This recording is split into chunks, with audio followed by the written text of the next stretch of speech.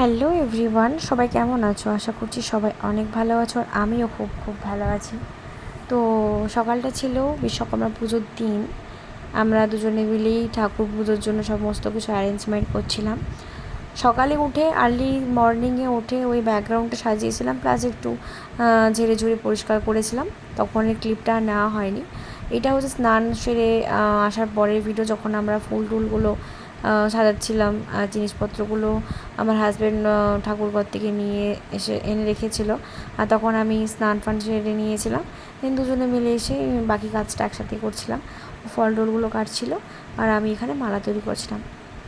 মালাটা আসলে বাজার থেকে নিয়ে আসবো ভেবেছিলাম, কিন্তু পুজোর দিন এতটাই বেশি মালার দাম, তাই আর মালাটা নিয়ে আসা হয়নি।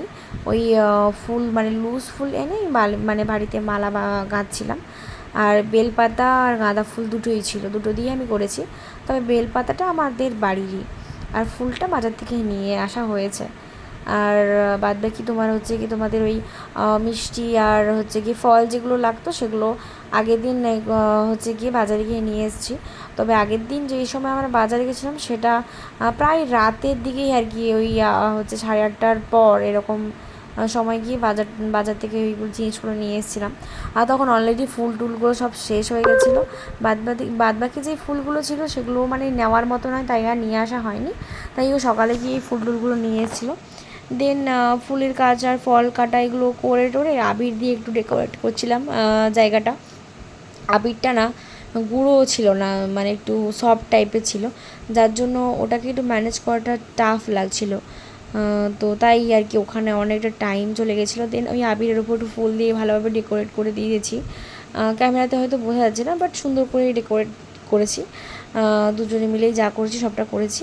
আর আমার মা মানে শাশুড়ি মা, উনি এসে অনেক হেল্প করেছেন। আর উনি বেসিক্যালি ওই দিন রান্নাবান্নার কাজে ওই সময়টা ব্যস্ত ছিলেন, কারণ একটা বেলা হয়ে গেছিলো তো, আর খাওয়া দাওয়ার টাইমও হয়ে এসেছিলো। তাই উনি রান্না করছিলেন, আর সেই সময় আমরা অ্যারেঞ্জমেন্ট করছিলাম। পুজোর সময়টা সবাই মিলে একসাথে থেকেই পুজোটা কমপ্লিট করা হয়েছে। আর দেন হচ্ছে গিয়ে গাড়ি টাড়িগুলো ও পুজো করলো।